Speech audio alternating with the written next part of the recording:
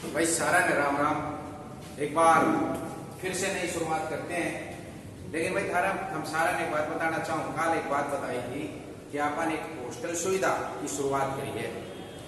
उस हॉस्टल सुविधा के में जो भाई भी इंटरेस्टेड हो तो अपने नंबर दिया था उसके ऊपर कॉल कर सकते हैं।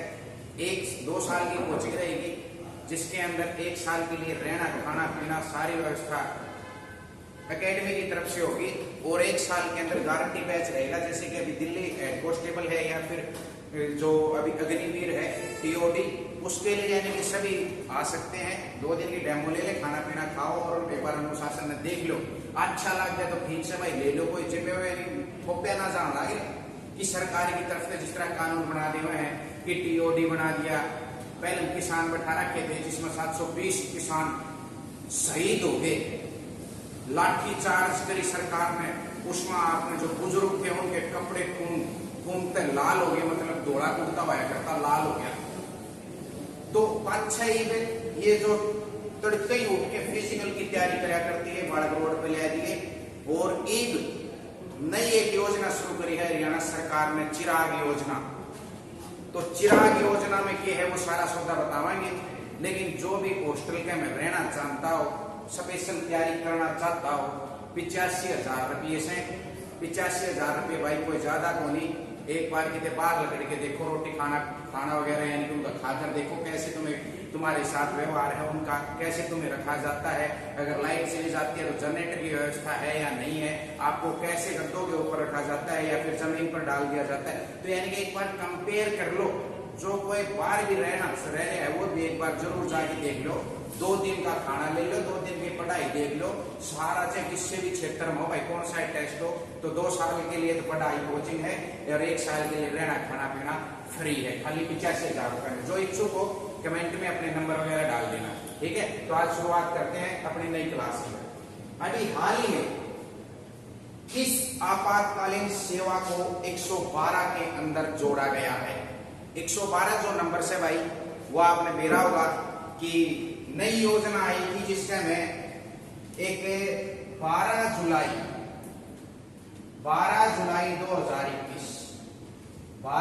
2021 को हरियाणा पुलिस को इनोवा दी गई थी। और उनका जो टोल फ्री नंबर किया गया था कि 112 के ऊपर अगर कॉल कराएंगे तो 15 मिनट के अंदर पुलिस आपके साथ आपके लिए हाजिर हो जाएगी। मतलब भाई चाहे किसी ने कि जरूर तो महिला हेल्पलाइन नंबर 1091 है करता, वो भी 112 के हमें जोड़ दिया है। और अभी हाल ही में कौन सी आपातकालीन सेवा को, तो अगर नेशनल हाईवे के ऊपर कोई दुर्घटना हो जाती है, नेशनल हाईवे मतलब NH, नेशनल हाईवे के ऊपर या राष्ट्रीय राजमार्ग पर कोई दुर्घटना हो जाती है तो उसके लिए हेल्पलाइन नंबर था भाई 1073। तो 1073 को किस में जोड़ दिया है, 112 वाले में जोड़ दिया है। बस एक कॉल की दूरी 15 मिनट में आपके पास।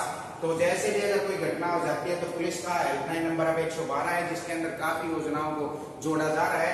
तो 173 है भाई, हेल्पलाइन नंबर को 173 को 112 में जोड़ दिया। देखी भी होगी भाई इनोवा खड़ी रहे हैं, हर थोड़ी सी दूरी के ऊपर शहर से बाहर खड़ी रहती है ताकि कोई भी कॉल कर दे तो एकदम तुरंत उसके दौरे जाया जा सके। 1073 नेशनल हाईवे के ऊपर दुर्घटना हो जाती है तो हेल्पलाइन नंबर 1073। लेकिन अगर KMP पर दुर्घटना हो जाए तो भाई KMP पर है 1033 या 1033 कह दिया भाई 1033। KMP के ऊपर दुर्घटना 1033, NS पर है दुर्घटना 1073। लेकिन इसको किसमें जोड़ दिया, 112। तो आप 112 डायल करें सीधा, बस एक कॉल की दूरी आपके पास। पुलिस आपकी सेवा सुरक्षा सहयोग, जिसका क्या है मोटो है, हरियाणा पुलिस SI के पेपर में पूछ रहा क्या था। तो 112 पुलिस जो हमारी क्या करेगी, सेवा करेगी, सुरक्षा करेगी, सहयोग करेगी। तो सेवा का मतलब एक जब एक्सीडेंट हो जाए तो शहर तनिषियों को एम्बुलेंस आनी जरूरी है, पुलिस वाले भी थाने अस्पताल के में छोड़ सके। तो भाई आगे चलते हैं। हाँ भाई एक पॉइंट और नोट कर लो। वर्तमान में पुलिस के DGP का नाम बताएं तो PK अग्रवाल। PK अग्रवाल है, प्रशांत कुमार अग्रवाल। PK अग्रवाल है वर्तमान के अंदर।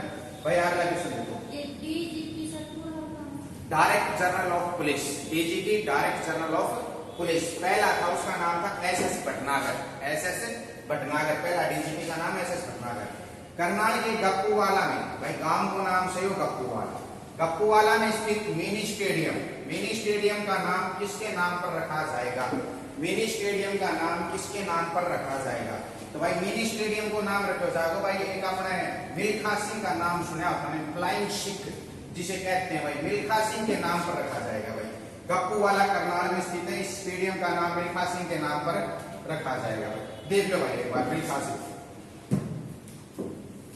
मिल्खा सिंह का जन्म भाई,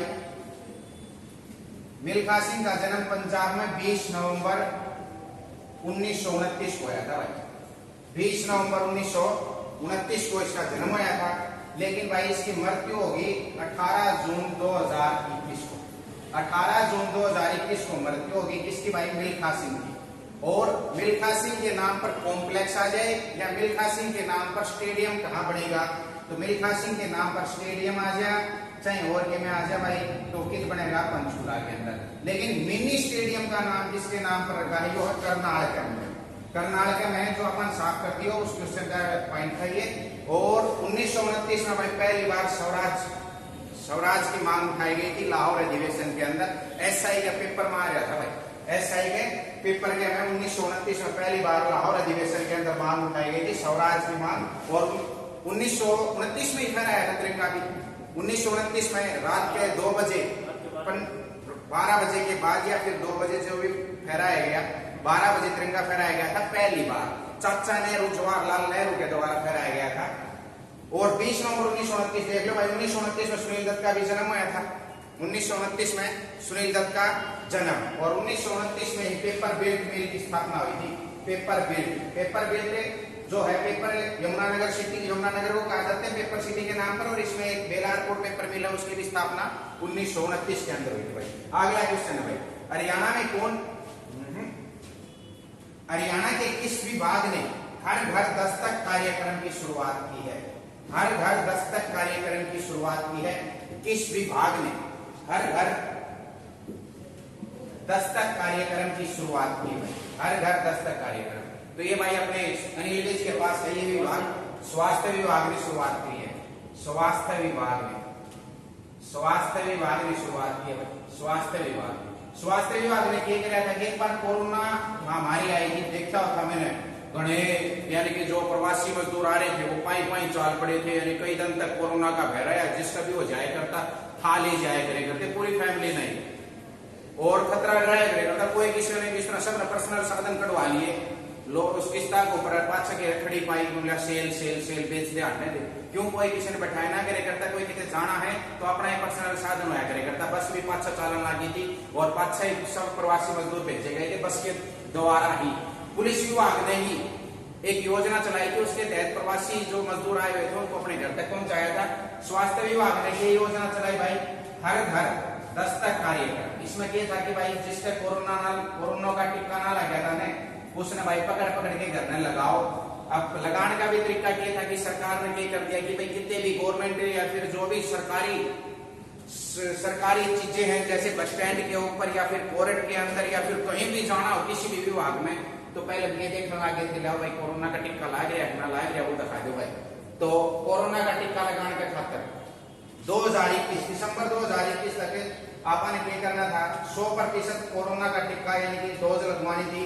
लेकिन जानते हो भाई हमें के जो संसार क्रांति के नाम से चला रहा है भाई यूट्यूब के ऊपर न्यूज वाला चैनल, और एक अपना डॉक्टर थे, उनकी काबिलियत से बाद में विदाउट मास्क जो चालान था वो 500 रुपए का वो तो खत्म कर दिया था। लेकिन बाद से जाग गए थे सारे लोग, बोले कि महामारी क्या की महामारी है, बस बोले के गुर्दा के लिए निकाल लिए अस्पताल में जानती है। कोई एक आधा है भला मानस होगा तो अस्पताल में तो उल्टा आ गया था, लेकिन बाकी हम सारा समझो। सोई अगला क्वेश्चन पा जाओ,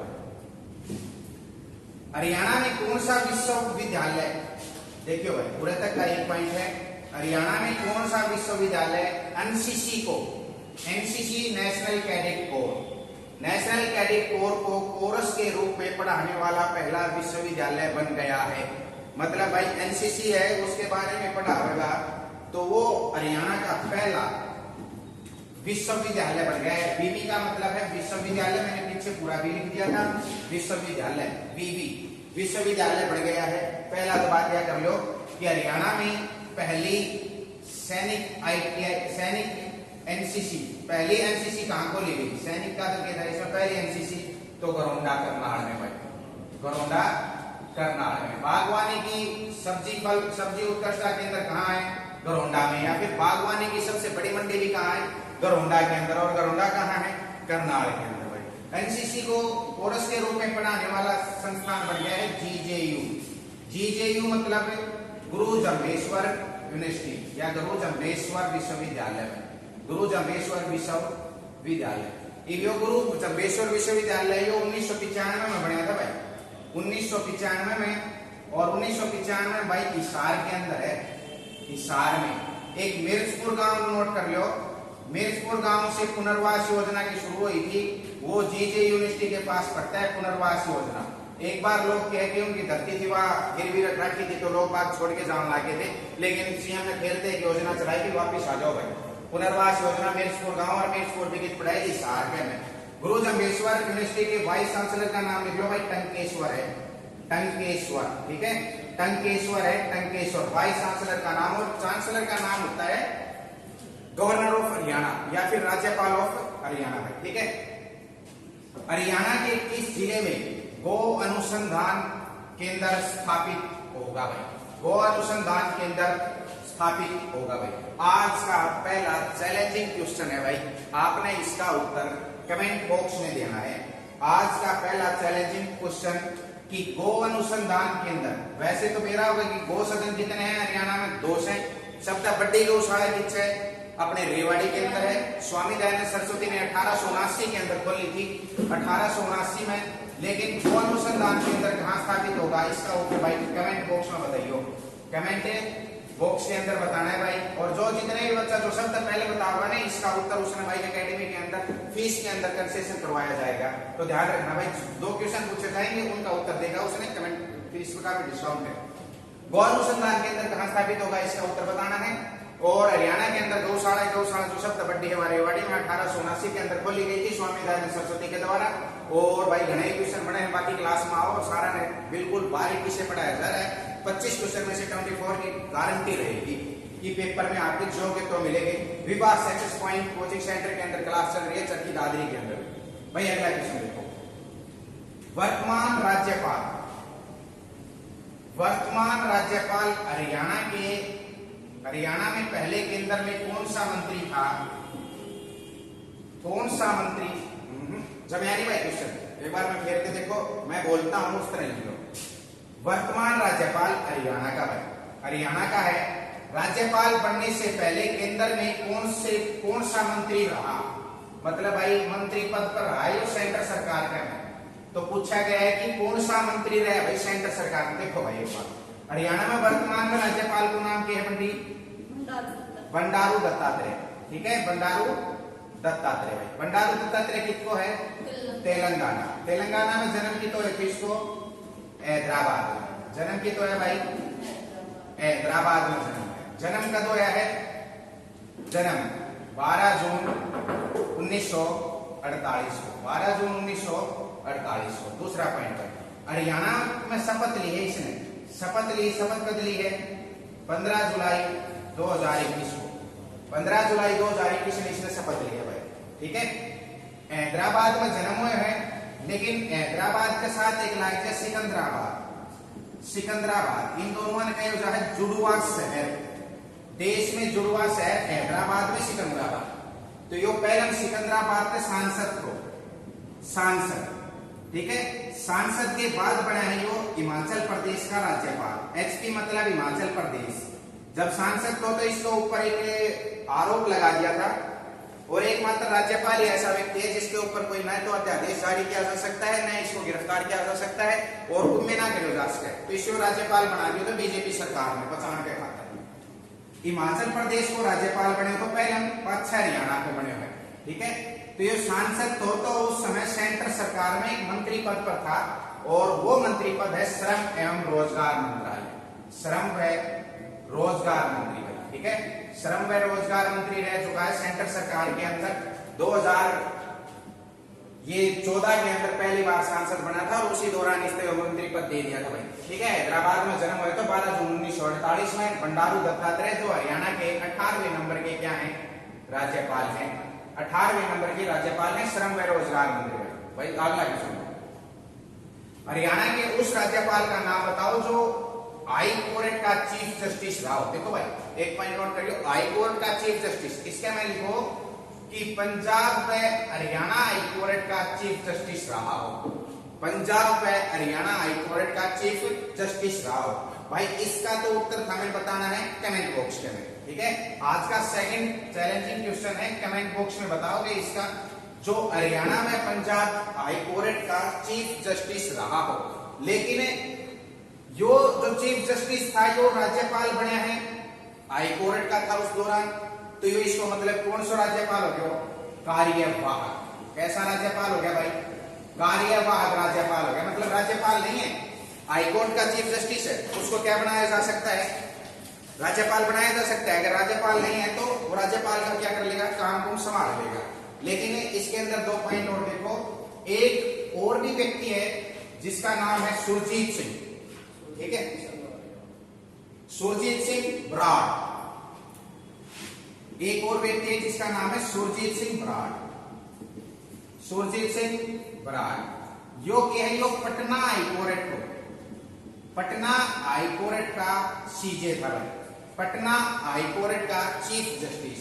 यो भी हरियाणा के अंदर कार्यवाहक राज्यपाल रह चुका है, हरियाणा में कार्यवाहक राज्यपाल रह चुका है, ठीक है।